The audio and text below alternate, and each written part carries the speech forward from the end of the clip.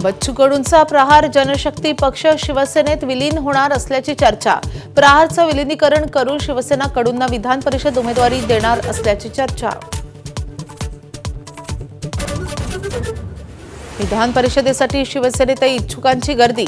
नीलम गोऱ्हे बच्चू कडूंच्या नावाला मंत्री आणि नेत्यांचा विरोध। राज्यसभेप्रमाणे नवीन चेहऱ्याला संधी देण्याचा अनेकांचा सूर।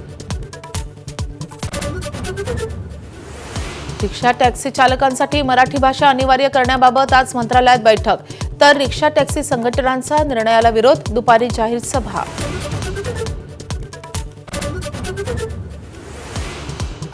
पद्म पुरस्कारांसाठी शिफारस करणाऱ्या समितीतून चक्क सांस्कृतिक मंत्री आशिष शेलारांनाच वगळलं। पणन मंत्री जयकुमार रावल यांच्याकडे समिती अध्यक्षपदाची जबाबदारी।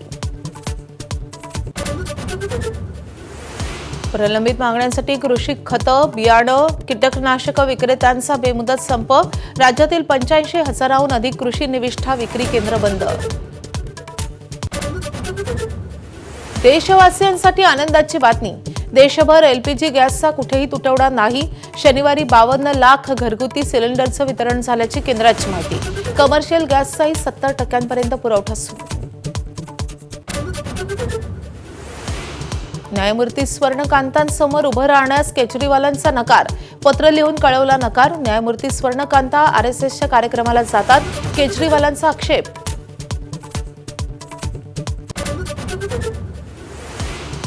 विदर्भात उष्णतेची भीषण लाट। काल अकोल्यामध्ये नोंदलंय 46.9 डिग्री सेल्सिअस तापमान।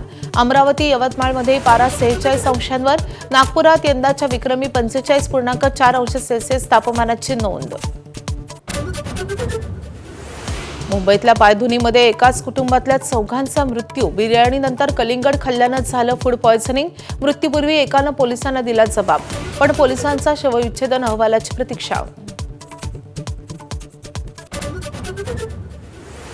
मुंबईत मरीन ड्राईव्हवर 2 दुचाकींच्या भीषण अपघातात 3 जणांचा मृत्यू। मृतांमध्ये एक ज्येष्ठ नागरिक, एक तरुण आणि तरुणीचा समावेश।